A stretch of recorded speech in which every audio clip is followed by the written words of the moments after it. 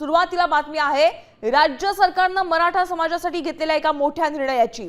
मनोज जरांगे यांच्या इशाऱ्यानंतर आता सरकार ऍक्शन मोडवर आली आहे आणि राज्यात मराठा आरक्षण कक्ष स्थापन करण्यास मंजुरी दिली आहे। सामान्य प्रशासन विभागात स्वतंत्र मराठा कक्ष स्थापन करायला मंजुरी मिळालेली आहे। मराठा आरक्षण उपसमितीच्या बैठकीत हा महत्त्वाचा निर्णय घेण्यात आलाय। मराठा आरक्षण कक्षासाठी विधी सचिव ऐवजी अवर सचिव पदाची निर्मिती करण्यात येणार आहे। आपण थेट जाऊयात आमचे प्रतिनिधी भरत मोहोळकर यांच्याकडे। भरत, मराठा समाजासाठी सरकारने एक मोठा निर्णय घेतल्याचं समजतंय, हा निर्णय काय आहे सविस्तरपणे सांगा। मोठा आणि महत्त्वाचा निर्णय घेतलाय। मनोज जरांगेंनी ज्या पद्धतीने मुख्यमंत्री देवेंद्र फडणवीस आणि उपमुख्यमंत्री एकनाथ शिंदे यांच्यावरती टीकेची झोड उठवली होती, त्यानंतर आता सरकार ऍक्शन मोडवरती आल्याचं पाहायला मिळतंय।